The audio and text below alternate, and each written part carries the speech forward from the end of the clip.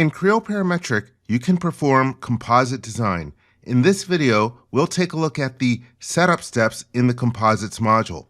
To enter Composites, go to the Engineering Overflow menu and then choose Composite. And you'll notice that most of the icons are grayed out because we need to perform those setup steps. And the easiest thing to do is start on the left side of the ribbon and work your way to the right. The first command that we have here is Edit Materials.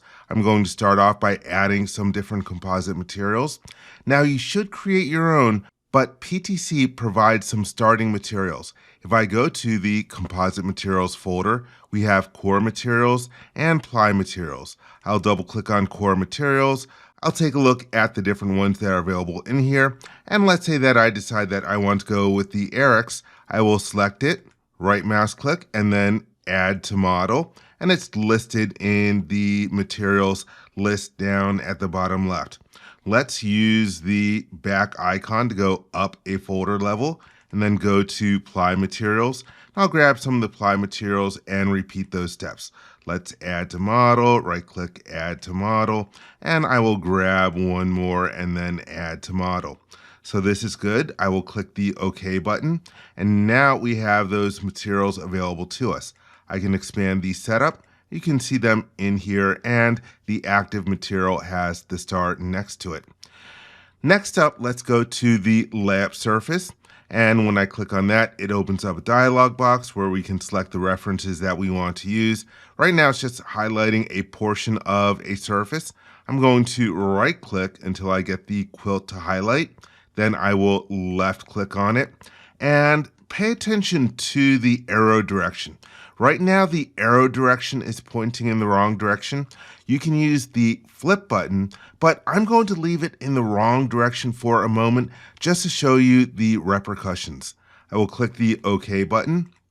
And now the next step is to define my Rosette, which is the coordinate system where you can define the orientation of the plies.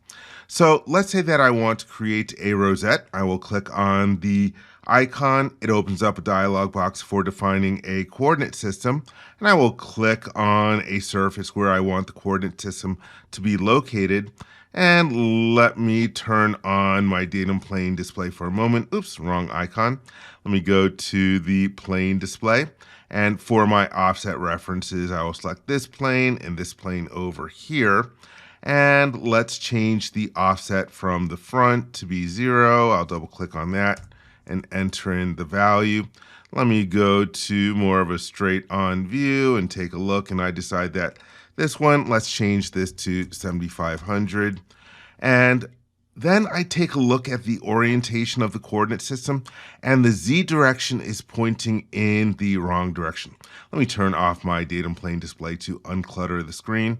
So if you go to the orientation tab at this point, well, you can change the X direction, and I can say, okay, for the X direction, I want that to be defined by the datum plane called front based on what I was picking before, and I can flip it. But again, Z is pointing in the wrong direction. So this dialog box is a little different than the standard coordinate system dialog box because the Z direction is defined by what you selected in the layup surface. So let's cancel out of here. Yes, I want to cancel. Let me go to my layup surface and edit definition. This time I will use the flip icon to get the stacking direction in the right direction and click the OK. Now let's go back to our Rosette, and I'll pick the same reference surface. For the offset references, I'll just pick the datum planes right out of the graphics area. Let's change this to a value of 0. And for the other dimension, I'll just use the dialog box rather than repanning on the screen. And so if I'm happy with that, now I can go to the orientation, and it's using front to determine X, but I want to flip it so that the X is going to the right and the Y is pointing upwards. That's the orientation that I want. So now I am happy with this. I will click the OK button, and we have our Rosette. Let me turn on my coordinate system display so that you can see it. The default name is Rosette underscore 0. And the last step that we can perform for the setup is to define our default drop-off value.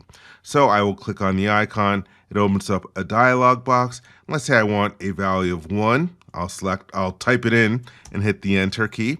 And so now I've got my default drop-off defined. It doesn't appear in the tree, but you can always go back and change that at any point.